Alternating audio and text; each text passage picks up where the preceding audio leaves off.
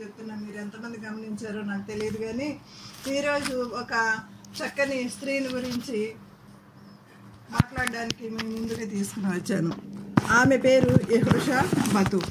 యెహోషాపాతుని మనం చూసాము, రాజు తెలుసు కదా. కానీ ఈమె పేరు యెహోషాపాతు. దాన్ని మనం ధ్యానించుకుందాము.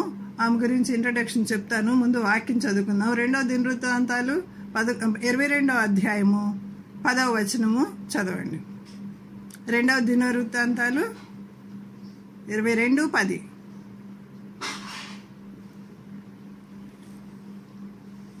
అండి, అహాజ్య తల్లి అయిన అతల్య తన కుమారుడు చనిపోయినని వినినప్పుడు ఆమె లేచి యూదావారి సంబంధులకు రాజవంశకులందరినీ హతము చేసెను. అంతేనమ్మా? ఇంకొంచెం చదవమ్మా, ఇంకా 2 వచనాలు చదువు.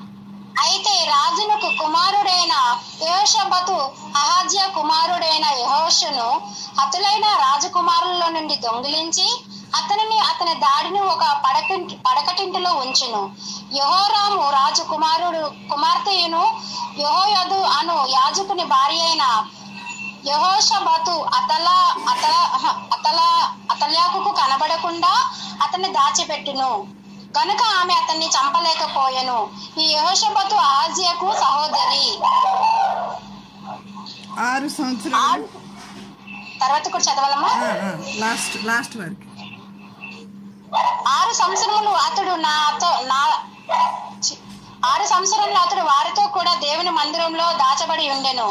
ఆ కాలమున అతల్య దేశమును పాలించెను. అతల్య అంటే ఎవరు ముందు మనం తెలుసుకుందాం. అతల్య మీకు ఎవరన్నా తెలిసిన వాళ్ళు ఉంటే చెప్పాలండి. అతల్య అంటే ఎవరు? నేను డోర్ బంద్ చేసి వస్తానండి, నాకు ఎటువంటి డిస్టర్బెన్స్ లేకుండా. నేను విన్నానమ్మా అతల్య గురించి, కాకపోతే నేను అది డైరీలో రాసుకున్నాను. నాకంత ఎవరు చెప్పారు? క్వీన్ అని చెప్పారు. ఎవరండి? సతీష్ కుమార్ గారు మాట్లాడారమ్మా అతల్య గురించి. ఓకే, ఒక క్వీన్ ఆమె. Right answer. జైని సిస్టర్ కూడా చెప్పారు క్వీన్ అని. ఆమె మంచి క్వీనా చెడ్డ క్వీనా? Second question. చెడ్డ క్వీన్. Very good. పోలిన కూతురు ఏమా? యెజబెలు లాంటి స్త్రీనే. ఓకే. యెజబెల్ కూడా చాలా చెడ్డది కదా. యెజబెల్ కుమార్తెనే అతల్య. క్లియర్ గా ఉంది కదా. ఈ అతల్య గురించి ఏమ్మా? Very good. అవును కరెక్ట్. తల్లికి తగ్గ కూతురే అనమాట అతల్య. ఈ అతల్య ఎలాంటిదంటే బహు చెడ్డది, తల్లి కన్నా చెడ్డది. మనకి ఆహాబు అది ద్రాక్ష తోట గురించి అంతా తెలుసు. నాబోతు ద్రాక్ష తోట గురించి తెలుసు కదా. ఆ నాబోతు తోటని ఇప్పించడం కోసం ఏమి మర్డర్ చేయించింది కదా. అలాంటిదే అనమాట ఈమె కూడా. అంతకి తల్లి చెలోమేస్తే కూతురు వెళ్ళి గట్టుని మేయదు కదండి అంటారు కదా సామెత. అలాగా ఆ తల్లి కన్నా ఇంకా ఎక్కువైన ఘోరమైన కార్యములు చేసినటువంటి స్త్రీ. ఈ స్త్రీ గురించి ఎందుకు చెప్తున్నానంటే, ఈ స్త్రీ మనకి ఇక్కడ మనం చదివేటువంటి యెహోషాపాతు అనేటువంటి స్త్రీని మనం తెలుసుకోబోతున్నాం కదా. ఆ స్త్రీకి ఈమెకి చాలా రిలేషన్ ఉంది. ఎలాగంటే ఈ యెహోషాపాతు అనే ఆమె ఒక బిడ్డని దాచిపెట్టింది. మనకి ఒక 3 నెలలు బిడ్డని దాచిపెట్టిన స్టోరీ తెలుసు కదా. మోషే తల్లి మోషేని 3 నెలలు దాచిపెట్టింది. అతి సుందరుడు ఏంటో చూసి ఆ సమయంలో మగపిల్లాడు పుడితే నైల్ నదిలో పడేయాలని ఆజ్ఞ అయినప్పుడు 3 నెలలు దాచిపెట్టింది. కానీ 3 నెలల తర్వాత ఆమె వల్ల కాలేదు. కానీ ఇప్పుడు నేను చెప్పేటువంటి అందరూ పలకాల ఈ స్త్రీ పేరు. నేను చెప్పే వరకు, ఈ మెసేజ్ అయ్యే వరకు 100 సార్లు అని అంటాను, మీ మైండ్లోకి వెళ్ళిపోవాలా. యెహోషాపాతు అనేటువంటి ఈ స్త్రీ ఈ చంటి బిడ్డని 6 సంవత్సరాలు దాచిపెట్టింది, శత్రువు చేతిలో పడకోకుండా. ఏ శత్రువు? అతల్య శత్రువే. ఏం చేసింది ఆమె? రాజవంశీకులందరినీ చంపించేసింది. ఎంత క్రూరాలో చూడండి. ఎందుకంటే సీటు దాహం. నవేడేస్ మనం కూడా పాలిటిక్స్ చూస్తున్నాం కదా. సీటు దాహం అలా ఉంటుంది అనమాట. కొంతమందికి డబ్బు దాహం ఉంటుంది, పదవి దాహం, కుర్చీ దాహం. ఇలాంటివన్నీ దాహాలు ఉంటాయి కదా, కొంతమందికి ఇంకా కులదాహాలు కూడా ఉంటాయి. ఇలాంటివన్నీ కూడా కలిగినటువంటి స్త్రీ అన్నమాట ఈమె. ఈ కుర్చీ కోసం అనేసి ఎవరిని లక్ష్య పెట్టడం లేదు, అందరినీ చంపించేసింది అలాంటి స్త్రీ. ఇంకొక మాట ఈ స్త్రీ గురించి మనం చదువుకుందాము. 2వ రాజుల గ్రంథం 11వ అధ్యాయము, 2వ రాజుల గ్రంథము 11వ అధ్యాయం మొదటి నుంచి కొన్ని వచనాలు.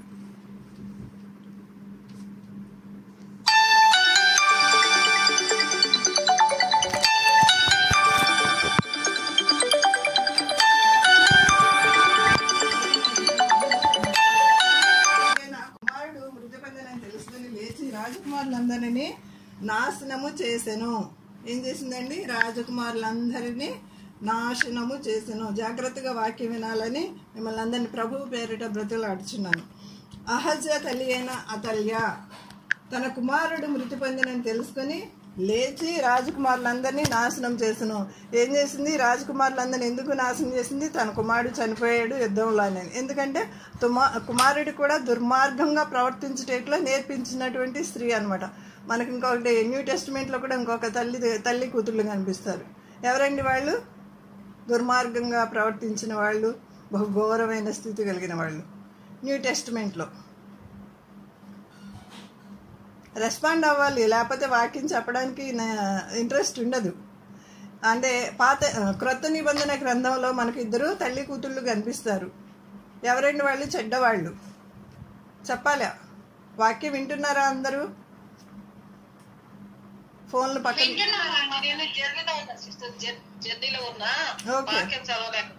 ఓకే ఓకే సరే. మీకైతే తెలుసు, మాతా సిస్టర్కి అయితే తెలుసు.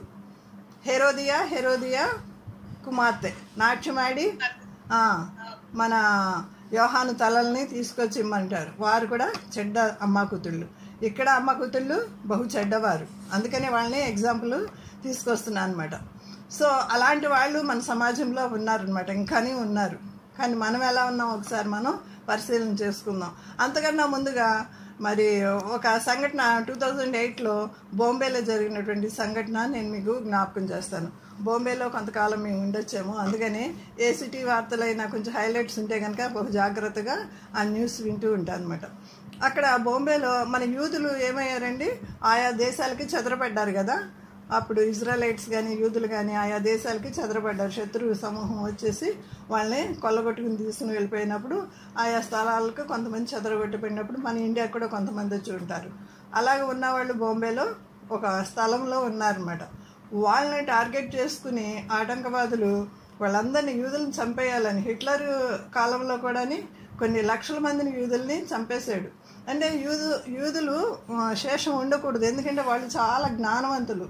యూదాగోత్రపు సింహమే బహు జ్ఞానవంతమైనటువంటి ప్రపంచంలోనే బహు జ్ఞానవంతులు అనమాట. అందుకని ఆ గోత్రం ఉండకుండా సాతాను ఎప్పుడు వారి మీద టార్గెట్ చేస్తూ ఉంటుంది. అందుకని యేసు ప్రభు యూదాగోత్రంలోనే జన్మించడానికి కారణం కూడా అనమాట.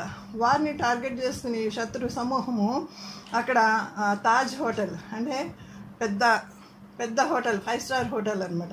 నేను చిన్నప్పుడు మీన్స్ నా పెళ్ళైన కొత్తల్లో అనుకునేదాన్ని, 35 సంవత్సరాల క్రితం అనుకునేదాన్ని, ఈ తాజ్ హోటల్లో 5 స్టార్ హోటల్లో ఒక్కరోజు టీ తాగితే చాలు నా జన్మ ధన్యమైపోతుంది అని అనుకునేదాన్ని అనమాట. కానీ ప్రభు మహాకృపను బట్టి ఆ తాజ్ హోటల్లోనే భోజనం చేయడానికి కూడా దేవుడు అనేక సార్లు వెళ్ళి భోజనం చేయడానికి కూడా అవకాశం ఇచ్చాడు. మనం అనుకున్నవి అనుకున్నట్టు జరగవన్నమాట. నిజంగా దేవుడు అద్భుత ఆశ్చర్యకార్యాలు. అంటే ఆ తాజ్ హోటల్లో భోజనం చేయడమే పెద్ద గొప్ప అని కాదు, కానీ మనం ఆశించింది కొంచెమే, కానీ ఆయన ఇంకా గొప్పగా చేయగల సామర్థ్యం గల దేవుడు అనమాట. ఆ తాజ్ హోటల్ని టార్గెట్ చేసి చాలామంది టెర్రరిస్టులు వచ్చి గన్తోటి కాల్ చేసినప్పుడు న్యూస్లో వచ్చినటువంటి ఒక వార్త ఏంటంటే, ఒక పేరెంట్స్కి ఒక 2 సంవత్సరాల బాబు ఉంటాడు. ఆ బాబు ఆ పేరెంట్స్ని కాల్ చేస్తారు ఈ ఆటంకవాదులు.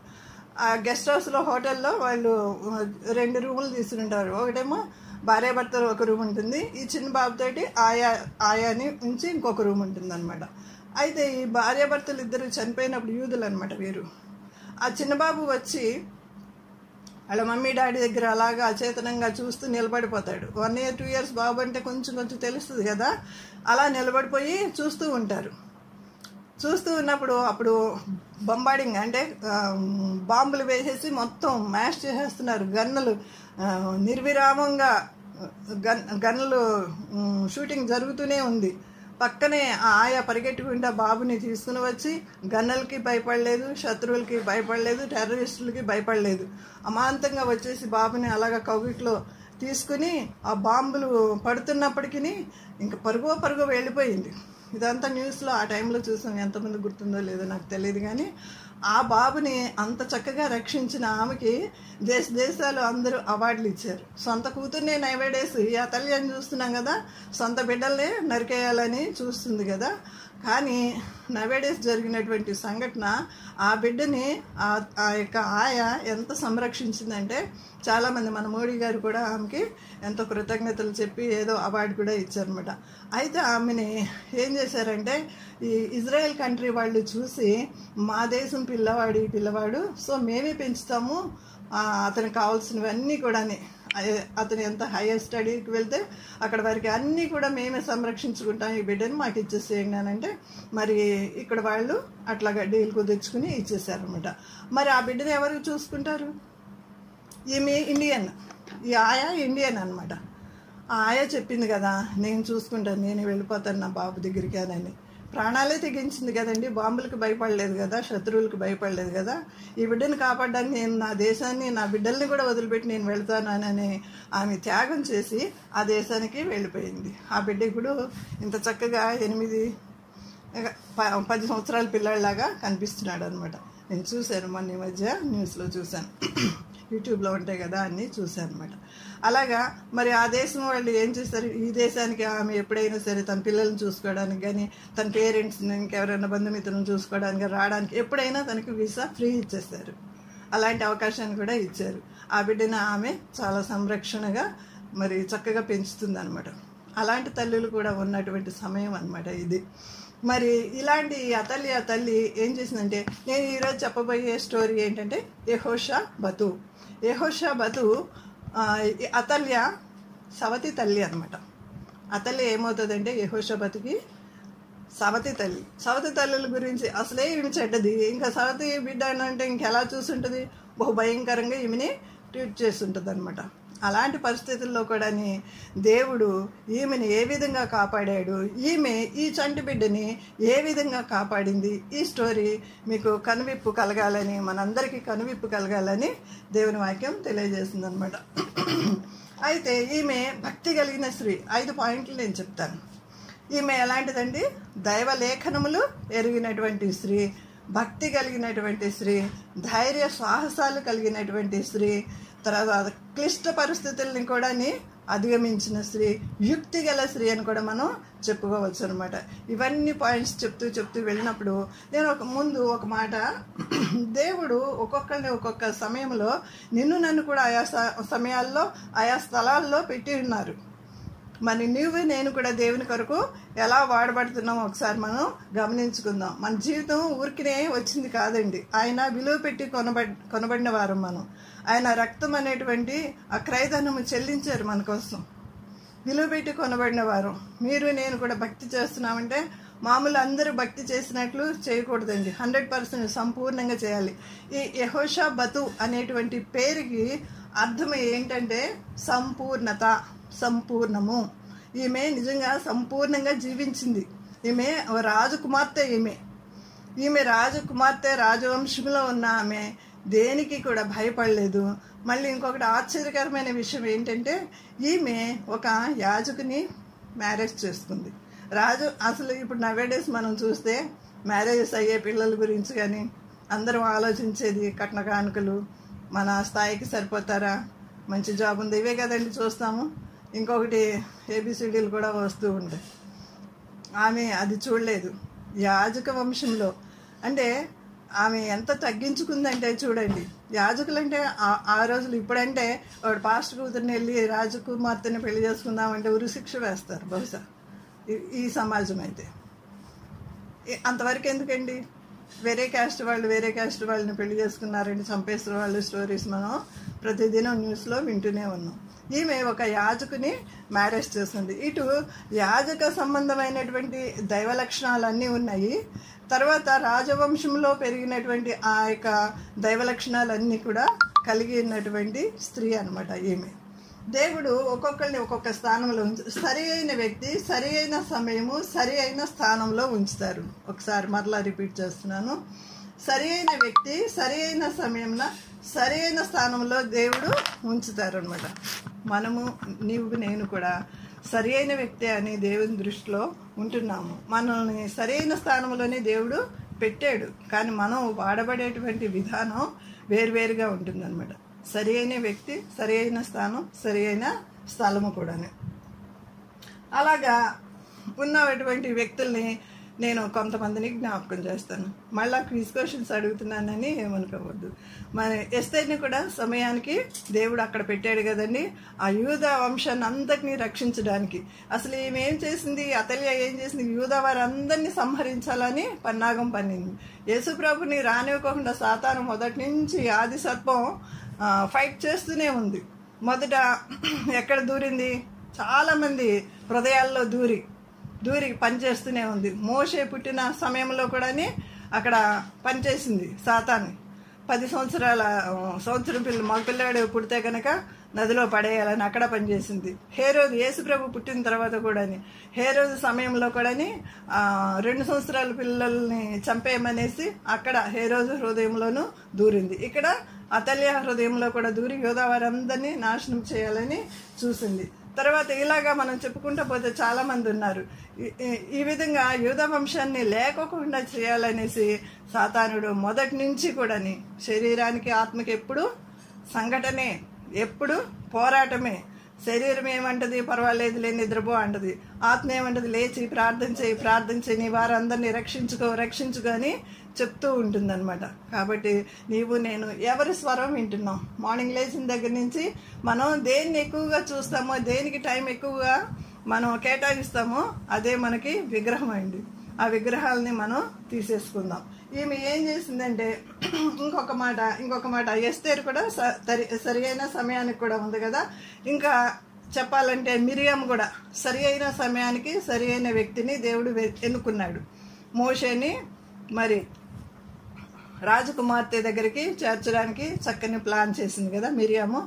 అలాగే ఇంకొక వ్యక్తిని మనం చూసినట్లయితే రాహాబు కూడా ఆ వేగుల వారిని దాచి సరైన సమయానికి సమయోచితమైన ఆమె పేరు జీవగ్రంథంలో రాయబడింది. మరి ఇంకా ప్రత్యేకంగా చెప్పాలంటే యేసుక్రీస్తు జన్మ వంశావళిలో కూడా ఆమె పేరు రాయబడి ఉంది. తర్వాత యోసేపును కూడా అదే సమయంలో చక్కగా దేవుడు ఎన్నుకున్నాడు కదండి, ఈజిప్ట్కే రాజుని చేశాడు దేవుడు. అలాగే ఇశ్రాయేలు చిన్నపిల్లే కానీ గొప్ప కార్యం చేసింది. ఆమె పేరు ఇప్పటికీ జీవగ్రంథంలో రాయబడి ఉంది. ఆ పేరు ఏదో మనకు తెలియదు కానీ ఇశ్రాయేలు చిన్నదైతే నయమాను స్టోరీలో మనం చూస్తామన్నమాట. ఆ విధంగా దేవుడు ప్రత్యేకంగా ఒక్కొక్కరిని ఒక్కొక్క సమయంలో వాడుకుంటున్నారు. నిన్ను నన్ను కూడా ఆయన నా మీద నీ మీద కూడా ఎన్నో ఆశలు పెట్టుకుని ఉన్నారు. చక్కగా దేవుని సన్నిధిలో సంపూర్ణంగా వాడబడాలని. యెహోషాబతు అనే పేరుకి అర్థము సంపూర్ణత అనమాట. సంపూర్ణంగా వాడబడాలని దేవుని చిత్తమై ఉంటుంది. మనం ఏంటి ఇక్కడ ఒక అడిగేస్తున్నాము, అక్కడ ఒక అడిగేస్తున్నాం. కాసేపు లోకంలో ఉంటున్నాం, కాసేపు దేవుని దగ్గర ఉంటున్నాం. దేవుని దగ్గర ఉన్నప్పుడు మాత్రం దేవదూతల్లానే ఉంటామండి కదా. దేవుని సన్నిధిలో కూర్చున్నప్పుడు, పాటలు పాడుతున్నప్పుడు, వాక్యం అందిస్తున్నప్పుడు, ఇంకేదన్నా మన టాలెంట్ ఏదన్నా ఉంది, తలాంతులు ఏదన్నా ఉన్నాయండి, దేవునితో గడుపుతున్నప్పుడు నిజంగా అలాగే కనిపిస్తాం. కానీ దేవుని దగ్గర నుంచి కొంచెం బయటికి వెళితే, చర్చి నుంచి కొంచెం బయటకు వెళ్తే ఇంకా మన యొక్క ప్రవర్తన ఎలా ఉంటుంది? నిన్ను నన్ను చూసి కొంతమంది అయినా మారి ప్రభు దగ్గరికి రావాలి. నేను ఎప్పుడు ఈ మాట జ్ఞాపకం చేస్తూ ఉంటాను. దయతో ఈ మాటలను గమనించవలసిందిగా ప్రభు పేరిట మనవి చేస్తున్నాను. లేఖనములు నెరవేరినట్లుగా దేవుడు అనేక సార్లు అనేక మందితో మాట్లాడుతూ ఉంటాడు. నా సమయం అయిపోతుంది, త్వరగా నేను ముగించేస్తున్నాను. ఈమె లేఖనములో ఎరిగినటువంటి స్త్రీ. లేఖనములో ఎరిగినటువంటి స్త్రీకి నేను కొన్ని 3 రెఫరెన్సులు చెప్తాను, త్వరగా తీసి చదవాల్సిందిగా ప్రభు పేరిట మనవి చేస్తున్నాను. మొదటి రాజుల గ్రంథము 11:36 చూడండి. మొదటి రాజులు 11:36.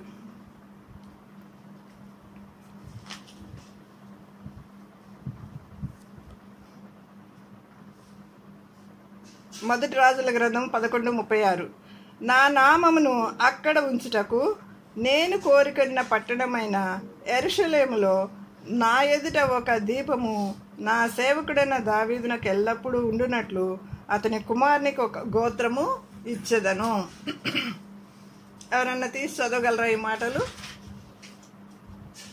మొదటి రాజుల గ్రంథము 11వ అధ్యాయము 36వ వచనం. నా నామమును అక్కడ ఉంచుటకు నేను కోరుకున్న పట్టణమైన యెరూషలేములో నా ఎదుట ఒక దీపము నా సేవకుడైన దావీదునకు ఎల్లప్పుడూ ఉండినట్లు అతని కుమారునికి ఒక గోత్రము ఇచ్చేదను. దావీదు వంశంలో నుంచి ఆ సీటు అలాగా పర్మనెంట్గా దేవుడు ఉంచేసాడండి. ఇంకొక మాట చదువు. ఇక్కడ ఉంచుటకు నేను ఒక కోరుకున్న పట్టణమై యెరూషలేములో నా ఎదుట ఒక దీపముగా నా సేవకుడైన దావీదునకు ఎల్లప్పుడూ ఉన్నట్లు అతని కుమారునికి ఒక గోత్రం ఇచ్చేదను. మళ్ళీ 15:5 కూడా చదవండి. ఇదే రాజుల గ్రంథము 15:5. దావీదు ఎదోము దేశం మీద యుద్ధము చేయుచుండగా 15 కాదండి, కాదు ఉన్నప్పుడు ఎదోము దేశమునందు మగవారిని అందరినీ హతం చేసింది. ఎదోము ఉన్న మగవారిని అందరినీ హతం చేయు వరకు ఇశ్రాయేలీయులందరిలో కూడా యోబు 6 నెలలు అచట నిలిచింది. అది కాదు, అది కాదమ్మా, వేరే చెప్తున్నాను. 11:5 15:5 అండి. 15:5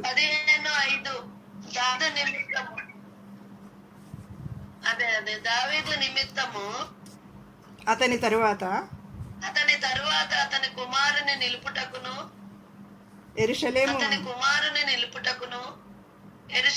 స్థిరపరచుటకును అతని దేవుడైన యెహోవా యెరూషలేమునందు దావీదునకు దీపముగా అతని ఉండనిచ్చెను.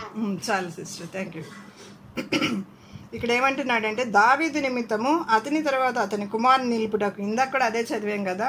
దావీదు నిమిత్తము అతని కుమారుని నిలుపుటకు యెరూషలేమును స్థిరపరచుటకును అతని దేవుడైన యెహోవా యెరూషలేమునందు దావీదునకు దీపముగా అతని ఉండనిచ్చెను. అది మనం చదువుతున్నాం. దేవుడు శేషాన్ని ఉంచుకుంటాడండి, తన ప్రజల్ని శేషాన్ని ఉంచుకుంటాడు. ఏలియా ప్రవక్త కూడాని నేను రోషము కలిగి నేను ఒక్కడే మిగిలి ఉన్నానంటే ఇంకా నేను 400 మందిని ఉంచుకుని ఉన్నాను అని ప్రభు అక్కడ కూడా సెలవిస్తూ ఉంటాడు. దేవుడు తన బిడ్డల్ని అక్కడక్కడ ఉంచుతూ ఉంటాడు అనమాట. ఇంకొక మాట చదువుకుందాము. ఆమె లేఖనములు ఎరిగినటువంటి స్త్రీ అని నేను జ్ఞాపకం చేస్తున్నాను. 2వ రాజుల గ్రంథము 8:19. 2వ రాజులు 8:19. అయినను యెహోవా సదాకాలము తన సేవకుడగు దావీదుకును అతని కుమారుడకును దీపము నిలిపెదనని మాట ఇచ్చిండెను గనక అతని జ్ఞాపకము చేత యూదాను నశింపచేయుటకు ఆయనకు ఆయుస్సు లేకపోయెను, మనస్సు లేకపోయెను. అయినను యెహోవా సదాకాలము తన సేవకుడగు దావీదునకును అతని కుమారులకును దీపము నిలిపెదనని మాట ఇచ్చి ఉండెను. దావీదుకి, తన యొక్క సేవకుడైనటువంటి దావీదుకి ఒక సీటు అలాగా ఉంచాడండి. అందుకే దావీదు గురించి మన సేవకులు ఎప్పుడు కూడా చెప్తూ ఉంటారనమాట. ఆమె ధైర్య సాహసాలు చూసినట్లయితే యెహోషాబతు, మనం ఈరోజు ధ్యానించుకొంచున్నటువంటి స్త్రీ పేరు యెహోషాబతు. ధైర్య సాహసాలు చూసినట్లయితే 6 సంవత్సరాలు చంటి బిడ్డని దాయటం మామూలు విషయం కాదండి.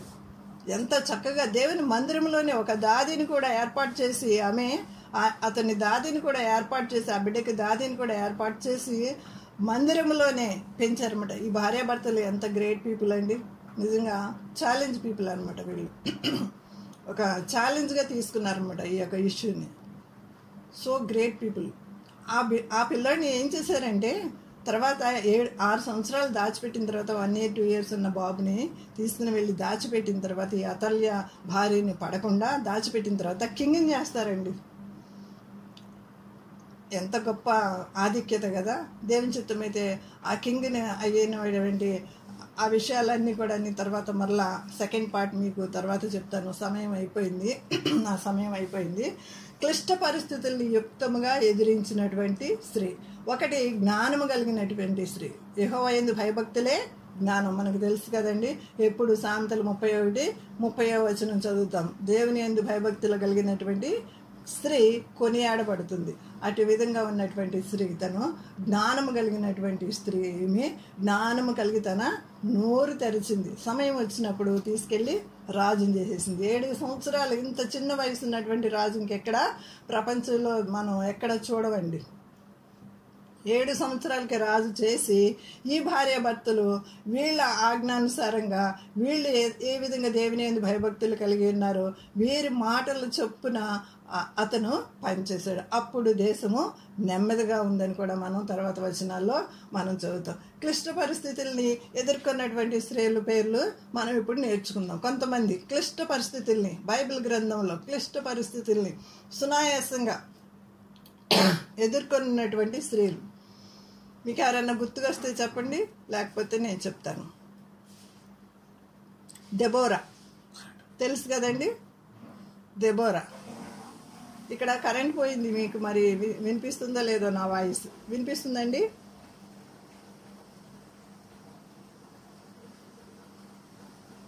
నా వాయిస్ మీకు ఎవరికన్నా వినిపిస్తుందా? Okay okay. క్లిష్ట పరిస్థితుల్ని ఎదుర్కొన్నటువంటి స్త్రీ, ధైర్య సాహసాలు కలిగినటువంటి స్త్రీ ఎవరంటే దెబోరా. దెబోరా తెలుసు కదండి, ఆమె న్యాయాధిపతిగా ఉండి మరి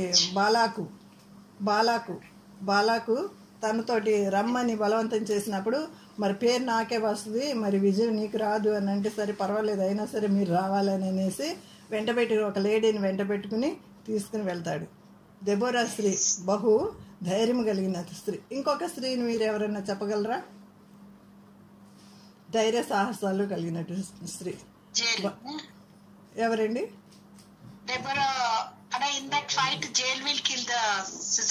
సిసెరా. యాయేలు అంటారు, ఇంగ్లీష్ లో ఏమన్నారు మీరు? జాయలు. యాయేలు. ఆ స్త్రీ కూడా బహు సాహసం కలిగిన.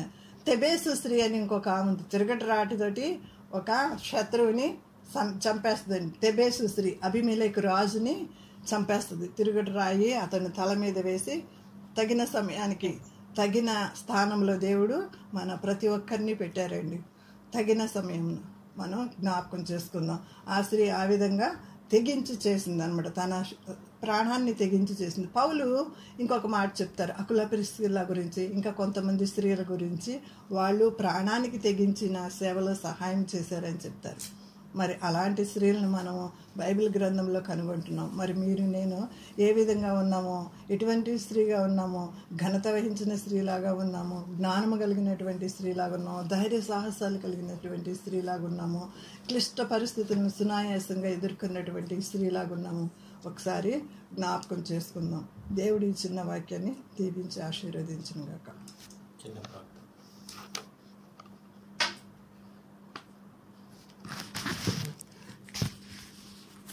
ఇక కరెంటు పోయింది, మిగతా వాళ్ళకు కూడా కరెంటు పోయినట్లుందండి.